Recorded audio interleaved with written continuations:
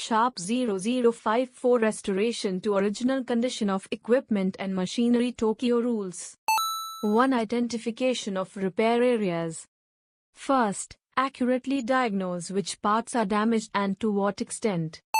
2. Cost estimation. Estimate the total cost for repair or replacement. 3. Consideration of elapsed years. Consider the depreciation of equipment based on its useful life and the elapsed years.